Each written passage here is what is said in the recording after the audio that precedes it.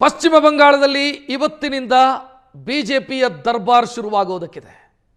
ಪಶ್ಚಿಮ ಬಂಗಾಳದ ಇತಿಹಾಸದಲ್ಲೇ ಮೊದಲ ಬಾರಿಗೆ ಬಿಜೆಪಿ ಸರ್ಕಾರ ರಚನೆಯಾಗ್ತಾ ಇದೆ.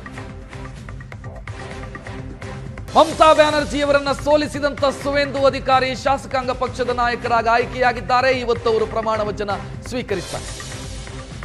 ಬೆಳಗ್ಗೆ 11 ಗಂಟೆಗೆ ಪ್ರಮಾಣ ವಚನ ಕಾರ್ಯಕ್ರಮ ನಿಗದಿಯಾಗಿದೆ. ನಿನ್ನೆ ನಡೆದಂತ ಶಾಸಕಾಂಗ ಪಕ್ಷದ ಸಭೆಯಲ್ಲಿ ಸರ್ವಾನುಮತದಿಂದ ಸುವೇಂದು ಅಧಿಕಾರಿಯವರನ್ನು ಆಯ್ಕೆ ಮಾಡಲಾಯಿತು.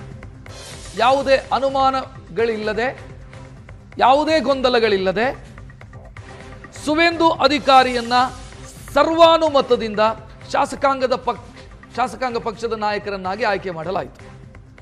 ಇವತ್ತು ಸುವೇಂದು ಅಧಿಕಾರಿ ಪ್ರಮಾಣ ವಚನ ಸ್ವೀಕರಿಸೋದಕ್ಕಿದ್ದಾರೆ. ಪಶ್ಚಿಮ ಬಂಗಾಳದಲ್ಲಿ ಮೊದಲ ಬಾರಿಗೆ ಬಿಜೆಪಿಯ ಮುಖ್ಯಮಂತ್ರಿ ಪ್ರಮಾಣ ವಚನ ಸ್ವೀಕರಿಸ್ತಾರೆ.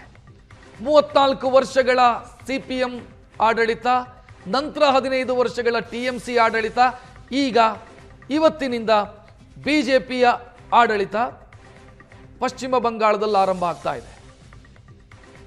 ಬಿಜೆಪಿಯ ಕನಸಿತ್ತು ಪಶ್ಚಿಮ ಬಂಗಾಳದಲ್ಲಿ ಅಧಿಕಾರಕ್ಕೇರಬೇಕು ಅಂತ.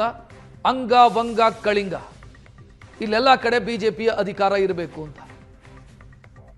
ಅಂಗ ಅಂದ್ರೆ ಬಿಹಾರದಲ್ಲಿ ಈಗಾಗಲೇ ಬಿಜೆಪಿ ಸರ್ಕಾರ ಅಧಿಕಾರಕ್ಕೆ ಬಂದಿದೆ. ಕಳಿಂಗ ಅಂತಂದ್ರೆ ಒಡಿಸ್ಸಾ, ಅಲ್ಲೂ ಕೂಡ ಬಿಜೆಪಿ ಸರ್ಕಾರ ಅಸ್ತಿತ್ವದಲ್ಲಿದೆ. ಈಗ ಬಂಗಾಳದಲ್ಲೂ ಕೂಡ ಬಿಜೆಪಿ ಸರ್ಕಾರ ಅಧಿಕಾರಕ್ಕೆ ಬರ್ತಾ ಇದೆ. ಸುವೇಂದು ಅಧಿಕಾರಿ 2 ಕ್ಷೇತ್ರವನ್ನ ಗೆದ್ದಿದ್ದಾರೆ. ಮಮತಾ ಬ್ಯಾನರ್ಜಿ ಅವರ 15,000 ಮತಗಳ ಅಂತರದಿಂದ ಸೋಲಿಸಿ 2 ಕ್ಷೇತ್ರ, ನಂದಿಗ್ರಾಮ ಮತ್ತು ಭವಾನಿಪುರ 2 ಕ್ಷೇತ್ರದಲ್ಲೂ ಗೆದ್ದು ಬೀಗಿದ್ದಾರೆ. ಸದ್ಯ ಅವರೇ ಪ್ರಮಾಣ ವಚನವನ್ನ ಮುಖ್ಯಮಂತ್ರಿಯಾಗಿ ಸ್ವೀಕರಿಸ್ತಾ ಇದ್ದಾರೆ. ಇದರ ಮಧ್ಯೆ ಉಪಮುಖ್ಯಮಂತ್ರಿ ಯಾರಿಗೆ ಸಿಗುತ್ತೆ, ಯಾರಿಗೆ ಒಲಿಯುತ್ತೆ ಅನ್ನೋ ಲೆಕ್ಕಾಚಾರಗಳಿದಾವೆ. ಇವತ್ತು ಅದಕ್ಕೆ ಉತ್ತರ ಸಿಗುತ್ತೆ. ಅಮಿತ್ ಶಾ ಮಾತನಾಡಿದ್ದಾರೆ, ನೋಡೋಣ. ಸುವೇಂದು ಅಧಿಕಾರಿ ಶಾಸಕಾಂಗ ಪಕ್ಷದ ನಾಯಕರಾಗಿ ಆಯ್ಕೆಯಾಗಿ ಇವತ್ತು ಅವರು ಪ್ರಮಾಣ ವಚನ ಸ್ವೀಕರಿಸ್ತಾರೆ. ಇನ್ನು ಸುವೇಂದು ಅಧಿಕಾರಿಯವರ ರಾಜಕೀಯ ಜರ್ನಿ ಬಹಳ ಇಂಟ್ರೆಸ್ಟಿಂಗ್ ಇದೆ. ಕಾಂಗ್ರೆಸ್ನಿಂದ ಆರಂಭ ಆದಂಥ ರಾಜಕೀಯ ಜರ್ನಿ ಈಗ ಬಿಜೆಪಿಯ ಮುಖ್ಯಮಂತ್ರಿ ಆಗೋ ಹಂತಕ್ಕೆ. ಒಂದು ಕಾಲದಲ್ಲಿ ಮಮತಾ ಬ್ಯಾನರ್ಜಿ ಅವರ ಅತ್ಯಂತ ಆಪ್ತ ವಲಯದಲ್ಲಿ ಗುರುತಿಸಿಕೊಂಡವರು ಸುವೇಂದು ಅಧಿಕಾರಿ. ರಾಜಕೀಯ ಕುಟುಂಬದ ಹಿನ್ನೆಲೆ ಸುವೇಂದು ಅಧಿಕಾರಿಯವರದು. ತಂದೆ ಸಂಸದರಾಗಿದ್ರು ಶಿಶಿರ್ ಅಧಿಕಾರಿ, ಟಿಎಂಸಿಯಿಂದ ಸಂಸದರಾಗಿದ್ರು, ಕೇಂದ್ರದಲ್ಲಿ ಮಂತ್ರಿಯೂ ಕೂಡ ಆಗಿದ್ರು. ಸುವೇಂದು ಅಧಿಕಾರಿಯವರ ರಾಜಕೀಯ ಜೀವನ ಶುರುವಾಗಿದ್ದು ಕಾಂಗ್ರೆಸ್ನಿಂದ. ನಗರಸಭಾ ಸದಸ್ಯರಾಗಿ ಮೊದಲಿಗೆ ಆಯ್ಕೆಯಾಗಿದ್ದು ಕಾಂಗ್ರೆಸ್ನಿಂದ. ಆ ನಂತರ ಟಿಎಂಸಿಯಲ್ಲಿ ಎಂಪಿ ಆದರು, ನಂತರ ಎಂಎಲ್ಎ ಆದರು. ಮಮತಾ ಸರ್ಕಾರದಲ್ಲಿ ಮಂತ್ರಿ ಆದರು, ಸಾರಿಗೆ ಸಚಿವರಾಗಿ, ನೀರಾವರಿ ಸಚಿವರಾಗಿದ್ದರು. ನಂತರ ಮಮತಾ ಅವರಿಂದ ದೂರವಾಗಿ ಬಿಜೆಪಿಯನ್ನು ಸೇರಿದರು. ಬಿಜೆಪಿಯನ್ನು ಸೇರಿದಂಥ ಸಂದರ್ಭದಲ್ಲಿ ನಂದಿಗ್ರಾಮ ವಿಧಾನಸಭಾ ಕ್ಷೇತ್ರದಿಂದ 2021ರಲ್ಲಿ ಸ್ಪರ್ಧೆ ಮಾಡಿದರು.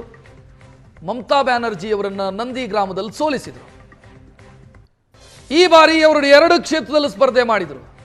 ನಂದಿಗ್ರಾಮದಲ್ಲಿ ಈ ಬಾರಿ ಮಮತಾ ಬ್ಯಾನರ್ಜಿ ಸ್ಪರ್ಧೆ ಮಾಡಲಿಲ್ಲ. ಬದಲಾಗಿ ಅವರು ಹಿಂದಿನ ಕ್ಷೇತ್ರ ಭವಾನಿಪುರದಲ್ಲಿ ಸ್ಪರ್ಧೆ ಮಾಡಿದರು.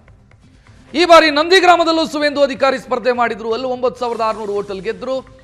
ಆ ಕಡೆ ಭವಾನಿಪುರದಲ್ಲಿ ಮಮತಾ ಬ್ಯಾನರ್ಜಿ ಅವರನ್ನ 15,000 ಮತಗಳ ಅಂತರದಲ್ಲಿ ಸೋಲಿಸಿದರು. ಸದ್ಯ ಮುಖ್ಯಮಂತ್ರಿಯಾಗಿ ಪ್ರಮಾಣ ವಚನವನ್ನು ಸ್ವೀಕರಿಸ್ತಾರೆ. ಜರ್ನಿ ನೋಡ್ತಾ ಇದ್ದೀರಿ ಹೆಂಗಿದೆ ಅಂತ. 95ರಲ್ಲಿ ಪುರಸಭೆಯ ಮೆಂಬರು, 98ರಲ್ಲಿ ಕಾಂಗ್ರೆಸ್ ಅನ್ನ ಬಿಟ್ಟು ಟಿಎಂಸಿ ಸೇರ್ಪಡೆಯಾದರು. 2006ರಲ್ಲಿ ಮೊದಲ ಬಾರಿ ಕಾಂತಿ ದಕ್ಷಿಣ ಕ್ಷೇತ್ರದಿಂದ ವಿಧಾನಸಭೆಗೆ ಆಯ್ಕೆಯಾಗ್ತಾರೆ. ಅದೇ ಸಂದರ್ಭದಲ್ಲಿ ಅವರ ತಂದೆ 2009ರಲ್ಲಿ ಸಂಸದರೂ ಆಗಿರ್ತಾರೆ.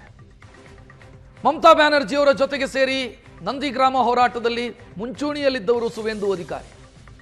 2009ರಲ್ಲಿ ಲೋಕಸಭಾ ಸದಸ್ಯರಾಗಿ ಆಯ್ಕೆಯಾಗ್ತಾರೆ. 16ರಲ್ಲಿ ವಿಧಾನಸಭಾ ಸದಸ್ಯರಾಗಿ ಆಯ್ಕೆಯಾಗ್ತಾರೆ, ಮಂತ್ರಿಯೂ ಆಗ್ತಾರೆ, ಸಾರಿಗೆ ಸಚಿವರಾಗಿ, ನೀರಾವರಿ ಸಚಿವರಾಗಿ.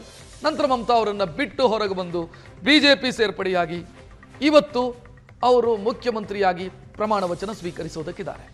ಸುದ್ದಿ ಮುಂದುವರಿಯುತ್ತೆ ಚಿಕ್ಕ ಬ್ರೇಕ್ನ ನಂತರ.